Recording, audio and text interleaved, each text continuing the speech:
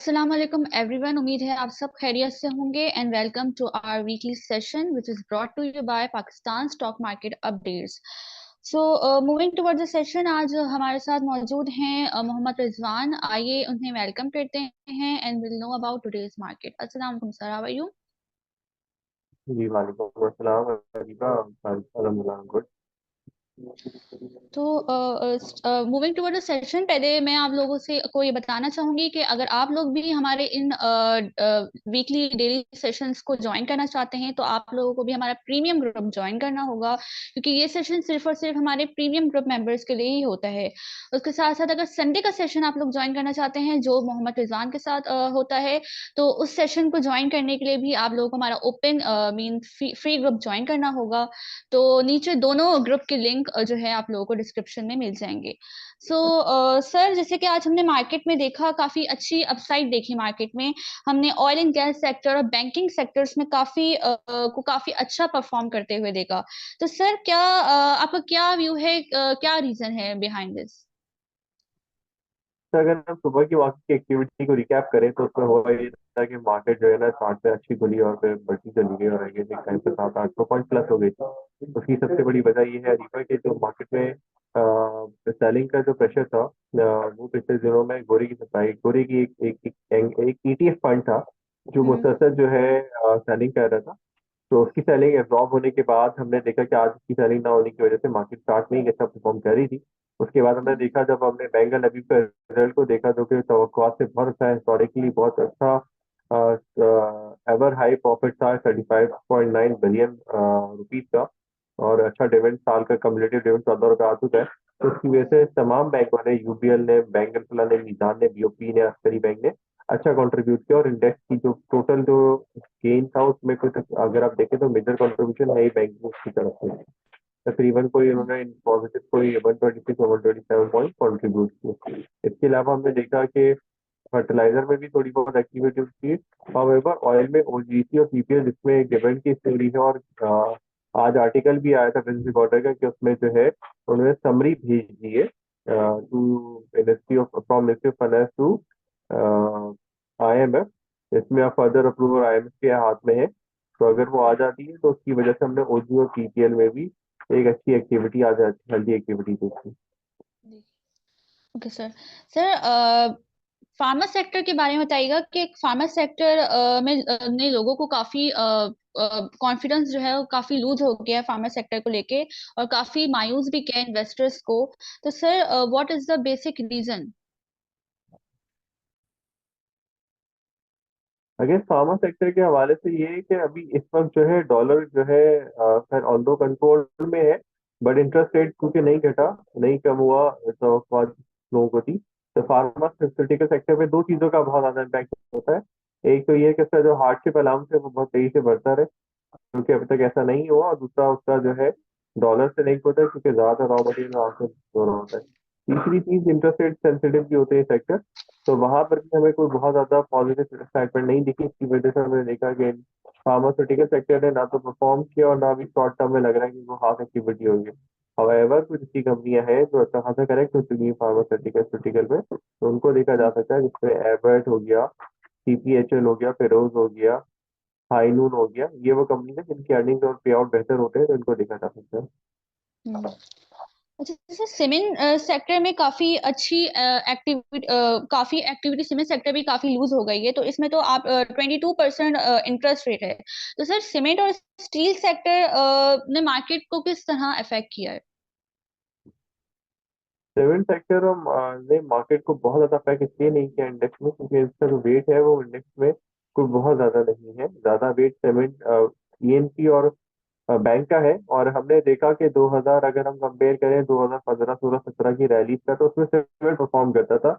और जो इंडेक्स के हैवी वेट स्टॉक से जो अच्छा परफॉर्म करे, ओजी, पीपीएल और बैंक, वो नहीं परफॉर्म करे जो करते थे पहले। तो अब अगर उनकी परफॉर्मेंस आ रही है उनके अंडर वैल्यूएशन, क्योंकि बैंक के आपने देखा जैसे बैंक का लेवल के रिजल्ट आए थे, आने वाले दिनों में बाकी बैंकों के भी अच्छे रिजल्ट आएंगे। तो उसकी वजह से हमें लगता है कि बैंक और oil and hmm. Gas stock form और लाइमलाइट में रहेगा। हाउएवर कुछ स्टॉक्स हैं सीमेंट में जिसमें अर्निंग अच्छी आएंगी, तो मुझे लगता है कि उनमें कुछ बेहतरी आ सकती है। बट ओवरऑल अगर आप सेक्टर बात करें तो मुझे लगता है कि जब तक इंटरेस्ट रेट सिग्निफिकेंटली नहीं घटते या एक हम्म। 2% कट होना शुरू नहीं हो जाते, तब तक शायद सीमेंट में लोगों का बहुत ज्यादा इंटरेस्ट ना बने। बट यस, कई मेजर करेक्शन लेने की सूरत में लोगों का इंटरेस्ट सेक्टर में दोबारा वापस आ सकता है। Okay sir. Sir oil and gas sector में हम पिछले कुछ दिनों से काफी सेलिंग देख रहे थे, लेकिन फिर कल सर पीपीएल का एक नोटिस आया, फिर हमने उसकी थोड़ी रिकवरी देखी। तो सर आप क्या एक्सपेक्ट कर रहे हैं इस मीटिंग के बाद? कोई डिविडेंड एंटिसिपेट कर रहे हैं आप?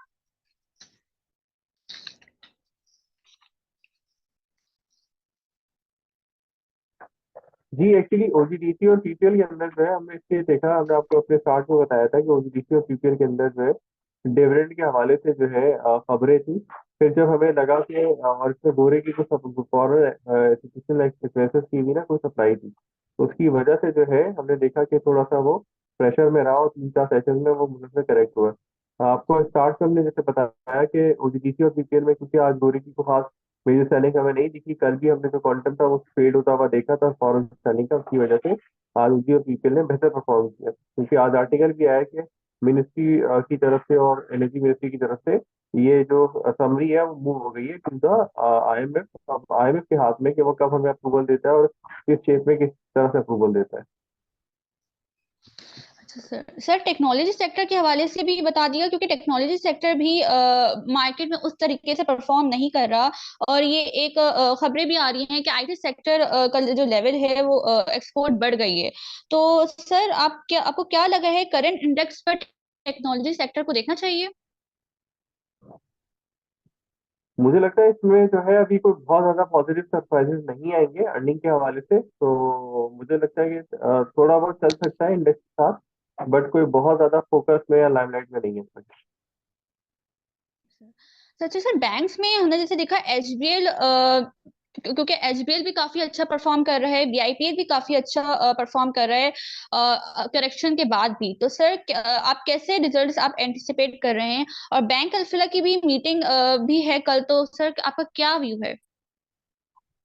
जी, जैसे मैंने आपको अपने थोड़ी देर पहले अपनी बैंक की के व्यू पे बताया हम्म। था कि तमाम बैंकों के जो रिजल्ट आ रहे हैं वो बहुत बेहतर आ रहे हैं, जिसमें बैंक लवी का रिजल्ट बहुत बेहतर आया। कलर्पला का भी आपको तवक्को से बेहतर रिजल्ट मिलेगा, और मुझे लगता है शायद 5 6 रुपए की अर्निंग भी आ जाए और अच्छा डिविडेंड भी आएगा। तो तमाम बैंकों में और बैंक इस्लामी में भी ये लगता है कि इसी तरह के पॉजिटिव सरप्राइज आएंगे। और अब उस पर मार्केट कैसे रिएक्ट करती है ये देखना पड़ेगा, बट प्राइस वाइज और अप्रिसिएशन वाइज तो हमें लगता है कि ये बैंक में इस वक्त अपनी एक्सपोजर को बढ़ाने में कोई हर्ट नहीं है, क्योंकि इंटरेस्ट रेट शायद मार्च तक अभी आपको कम होता हुआ ना दिखे, तो बैंकों के ना सिर्फ ये क्वार्टर बल्कि अगला क्वार्टर भी बेहतर आएगा। सर इलेक्शंस में जैसे कि काफी कम टाइम रह गया है, तो आप क्या आगे आने वाले टाइम में कैसी एक्टिविटी जो है वो एंटिसिपेट कर रहे हैं?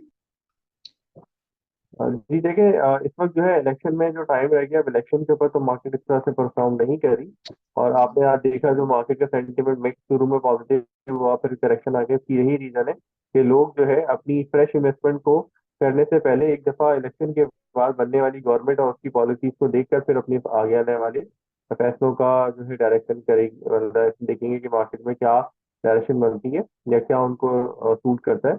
बट अभी लोग थोड़ा सा कंफ्यूज है, क्योंकि अभी तक क्लैरिटी नहीं है कि मेजोरिटी किसकी आएगी और कौन सी गवर्नमेंट बनाएगी और किसकी इकोनॉमिक पॉलिसी तो होंगी। हम्म।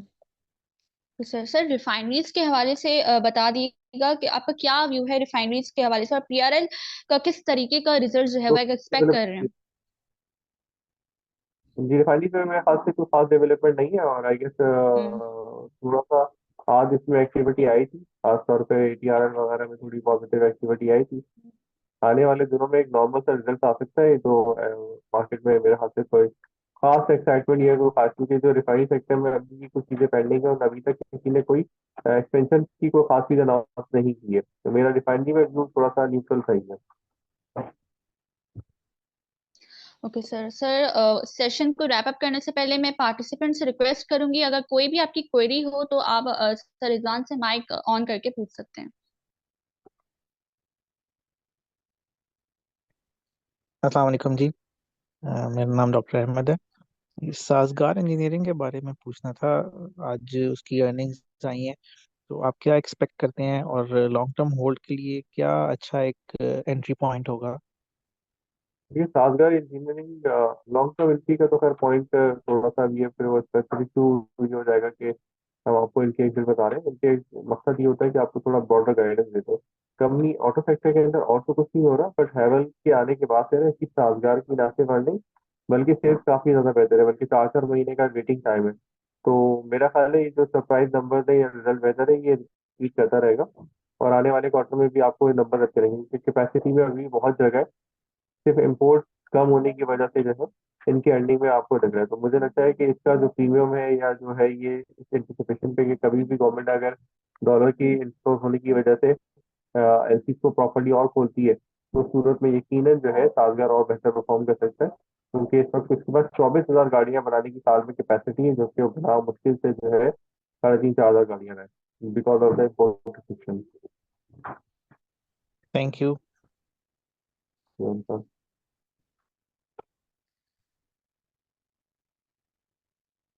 अगर किसी और पार्टिसिपेंट का कोई भी क्वेरी है तो वो भी जी पूछ सलाम सकते हैं माइक। जी सलाम अलैकुम जी। रिजवान भाई डॉक्टर रेहान बोल रहे हैं जी।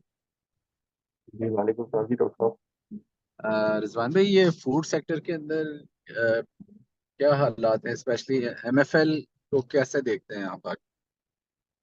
ठीक है, हमारे पास मेट्रो चावल की। मेट्रो हाँ फूड जी, जो है। अब चावल की एक्सपोर्ट अच्छी हो रही है। तो आने वाले दिनों में जो है ना, अगर आप हालात देखें तो अभी भी इंडिया ने बैन किया हुआ, आज भी खबर लगी हुई थी, और पाकिस्तान से 5 मिलियन टन की एक्सपोर्ट होगी, और मेट्रो जो है मेजर बिजनेस फूड से एक्सपोर्ट से गेन करता है। तो सही है, बट अब ऑब्वियसली आउटराइट कोई अर्निंग या कोई प्रोजेक्शन नहीं निकाली। वैसे अगर आप इस खबर को लिंक करना चाहें तो मेरे ख्याल से बुरा नहीं है।